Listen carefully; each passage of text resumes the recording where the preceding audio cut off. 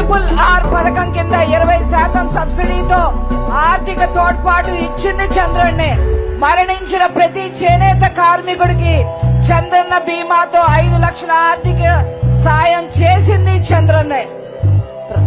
రాష్ట్రంలో 54 చేనేత క్లస్టర్లు ఏర్పాటు చేసింది కూడా చంద్రన్నే అని చెప్పి ఈ సందర్భంగా తెలియజేస్తా ఉన్నా.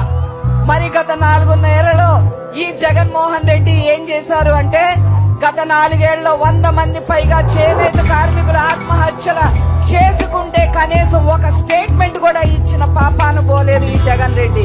వందలాది మంది చేనేత కారులపై జగన్ రెడ్డి ముఠా దాడులకి పాల్పడింది, హత్యలకు దిగింది.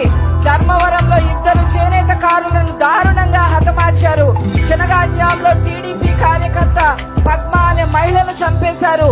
ప్రొద్దుటూరులో నందం సుబ్బయ్య అనే అడ్వకేట్ ని హత్య చేశారు. ధర్మవరానికి చెందిన శశి అనే వ్యాపారిని విజయవాడలో వైసీపీ నేత బట్టలు విప్పి దాడి చేస్తే ఇంతవరకు నిందితుడిని అరెస్టు చేయలేదు. ఇన్ని దుర్మార్గాలు చేసిన ఈ జగన్మోహన్ రెడ్డిని తరిమి తరిమి ఓటు ద్వారా వెళ్లగొట్టాలి, ఇంటికి పంపాలి.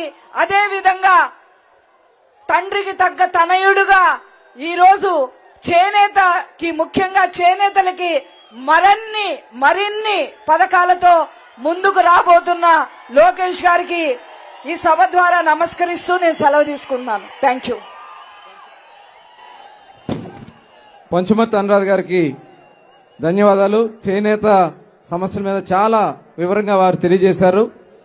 వారికి ప్రత్యేక ధన్యవాదాలు తెలియజేస్తూ ఇప్పుడు పొలిట్ బ్యూరో సభ్యులు పెద్దలు కాలువ శ్రీనివాసులు గారిని మాట్లాడవలసిందిగా కోరుతా ఉన్నా.